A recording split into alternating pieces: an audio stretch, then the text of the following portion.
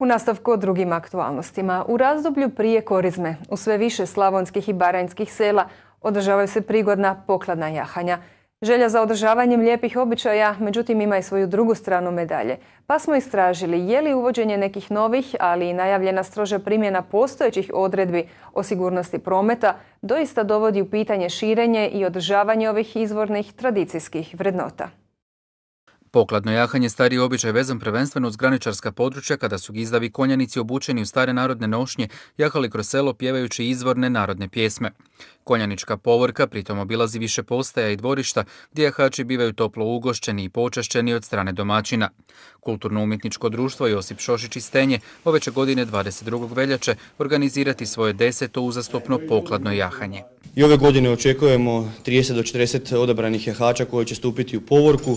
Naravno, organizacija je u tijeku, pripreme su u tijeku, moramo poštivati onu proceduru koja se nameće, jer moramo riješiti sve da bude sama povorka osigurana, da osiguramo uvjete, znači da bude sigurnost prometa na cesti zadovoljena, kako bi sve prošlo najboljem u redu što se tiče i naših organizatora i svih posjetitelja ljudi i svih jahača koji budu u povorci.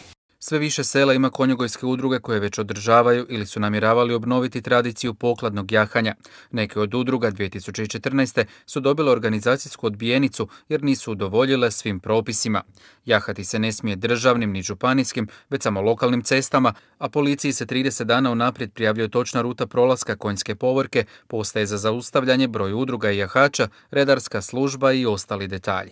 Kao organizatori se držimo onih pravila koja su nam postavljena, gledamo da se držimo i satnice, izbjegavamo kretanje povorke po glavnim cestama kako ne bi zakrčili promet. Međutim, pravila su tu da se poštivaju, meni je jasno da se ovih dana malo digla tu buka oko svega toga, međutim ne smatram to nečim što bi trebalo biti, nešto bi trebalo spriječiti organizacije pokladnih jahanja i nadam se da ipak neće to u konačnici praviti probleme organizatorima, da će se nekako naći zajednički način da se sve to napravi. Na pitanje hoće li novi propisi vezani u sigurnost cestovnog prometa ugroziti ili ograničiti ovu tradiciju, glavni pokretač pokladnog jahanja u Tenji kaže kako to neće doći u pitanje.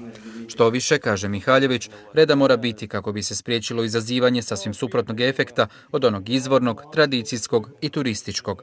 Pokladno jahanje uopće nije izvorna manifestacija ovoga kraja, znači kao ni kod mene u Tenju, tako ni u ovom dijelu, nego to je izvorna manifestacija graničarskih područja koja je tamo dugi niz godina i svi mi koji se odlučujemo na organizacije pokladnih jahanja, čija to nije izvorna manifestacija, moramo biti svjesni da mi samo možemo izvorno prikazati taj običaj, da se možemo držati onih pravila kako on treba biti, da bi od toga stvorili jednu turističku manifestaciju koja će danas sutra okupljati veliki broj gledatelja ljudi, jer skupit se, projahati ulicama, pojest, popit nije stvarno cilj organizacije i ne bi smio biti. U Tenji se iz godine u godinu okuplja sve više jahača, ali i posjetitelja koji doista uživaju u uzorno organiziranom pokladnom jahanju. Mi u Tenju organiziramo jedan prikaz ovog običaja koji je specifičan za graničarska područja.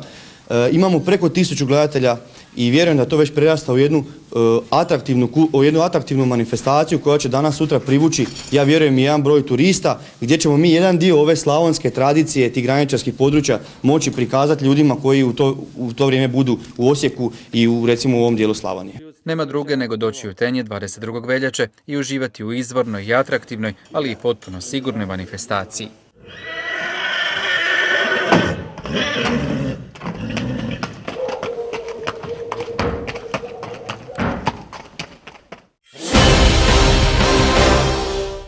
Lješnjaci su na tržištu iznimno tražena namirnica, osobito u industriji slatkiša i čokolade. Iako Slavonija ima skoro idealne uvjete za nasade lješnjaka, a samim tim i eko lješnjaka, za eko proizvodnju na ovom se području odlučilo tek 2 proizvođača.